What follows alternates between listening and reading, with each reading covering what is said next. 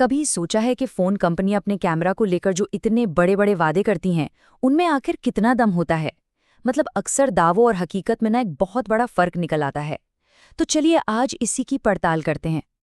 सुनने में तो बहुत ही शानदार लगता है ना। ब्रांड्स अपने मिड रेंज फोन को भी ऐसे बेचते हैं मानो कोई महंगा प्रोफेशनल कैमरा हो। और सच कहूं तो यही दावे हैं जो लोगों को अपनी तरफ खींच भी लेते हैं। तो फिर सवाल ये उठता है कि असलियत में जो तस्वीरें आती हैं वो उम्मीदों पर खरी क्यों नहीं उतरती। आज हम इसी गुत्थी को सुलझाएंगे कि आखिर क्यों इन वादों और असल परफॉर्मेंस में इतना बड़ा गैप आ जाता है। तो चलिए सबसे पहले इस मिड रेंज कैमरा ट्रैप को ही समझते हैं और जानते हैं कि आखिर ऐसा होता क्यों है। देखिए, एक बात तो बिल्कुल साफ है। इस कीमत में ऐसा फ़ोन मिलना लगभग नामुमकिन है जो हर चीज़ में बेस्ट हो। इसीलिए समझदारी से चुनाव करना मतलब स्मार्ट कॉम्प्रोमाइज़ करना और भी ज़रूरी हो जाता है। तो चलिए अब मार्केटिंग के इस शोर को थोड़ा साइड में रखते हैं और उस हार्डवेयर पर फोकस करते हैं जो तस्वीरों की क्वालिटी में सच में मायने रखता है। और ये रहा सबसे आम और सच कहूं तो सबसे ज्यादा गुमराह करने वाला marketing number, megapixel. 108 MP, 200 MP. यकीन मानिए ये सब ज्यादातर सिर्फ एक छलावा है। तो सबसे ज़रूरी बात क्या है? मेगापिक्सल को भूल जाइए। अपना पूरा ध्यान कैमरे के सेंसर के साइज पर लगाइए। असल जादू, असल खेल वहीं पर है। हाँ, मुझे पता है सेंसर के साइज को मापने का ये तरीका थोड़ा उल्टा लग सकता है, लेकिन इसे समझना बहुत जरूरी है। बस इतना याद रखिए, नीचे वाला नंबर जितना छोटा होगा सेंसर उतना ही बड़ा और बेहतर होगा। तो ये रही एक छोटी सी सिंपल सी चेकलिस्ट। अगली बार जब भी कोई नया फ़ोन देखें तो इन 3 चीज़ों पर ज़रूर ध्यान दें। ये आपको मार्केटिंग के शोर से बचाएगी और आपका फोकस उन चीज़ों पर रहेगा जो सच में मैटर करती हैं। आजकल फ़ोन में 3, 4, 5 कैमरे होते हैं, लेकिन असल में काम के सिर्फ 3 ही हैं। मेन, अल्ट्रावाइड और टेलीफोटो। वो जो 2 एमपी वाले मैक्रो या डेप्थ सेंसर होते हैं ना, वो ज़्यादातर सिर्फ स्पेसिफिकेशन शीट को भरने के लिए होते हैं और कुछ नहीं। और हाँ, ये पॉइंट खास तौर पर ज़रूरी है। अगर अच्छी प्रोफेशनल लेवल की पोर्ट्रेट तस्वीरें लेनी है तो एक डेडिकेटेड टेलीफोटो लेंस का होना बहुत ज़रूरी है। क्यों? क्योंकि ये मेन लेंस से होने वाले फेस डिस्टॉर्शन से बचाता है, जिससे तस्वीरें एकदम नेचुरल और प्रोफेशनल लगती हैं। ठीक है, तो हार्डवेयर की कहानी तो समझ आ गई। पर कभी ये सोचा है कि एक जैसे हार्डवेयर वाले फ़ोन भी बिल्कुल अलग-अलग तस्वीरें क्यों खींचते हैं? इसका जवाब छिपा है सॉफ्टवेयर में। यही है सीक्रेट सॉस।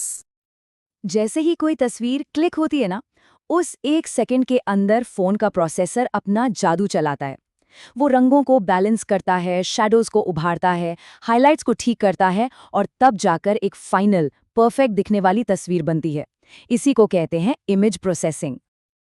अब देखिए, फोन ब्रांड्स की ना दो मेन फिलॉसफी होती हैं। एक तरफ है कैमरा फर्स्ट ब्रांड्स जैसे वीवो और ओप्पो, जो अपने कैमरा इनोवेशंस और इमेज प्रोसेसिंग पर बहुत मेहनत करते हैं। और दूसरी तरफ है परफॉर्मेंस फर्स्ट ब्रांड्स जैसे आईक्यू और पोको, जिनका मेन फोकस गेमिंग और स्पीड पर होता है।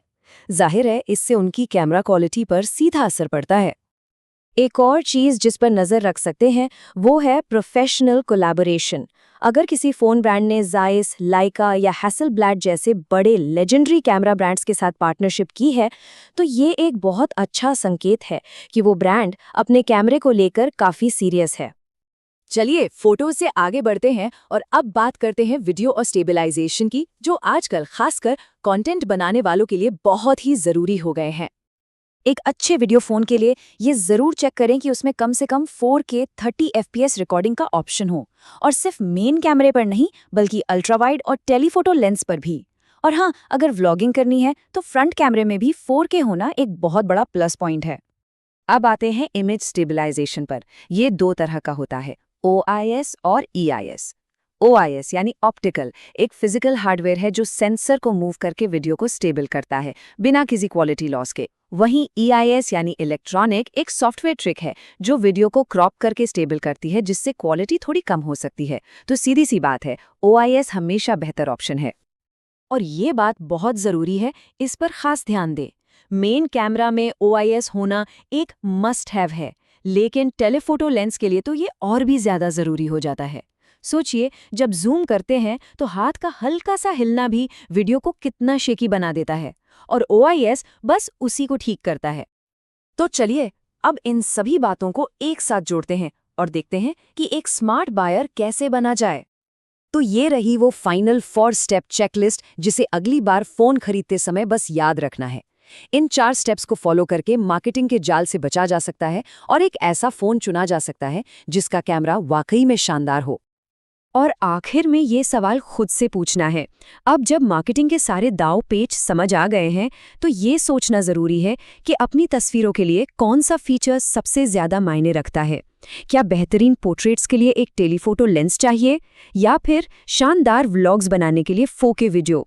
याद रखिए, सही फ़ोन का चुनाव इसी सवाल के जवाब से शुरू होता है।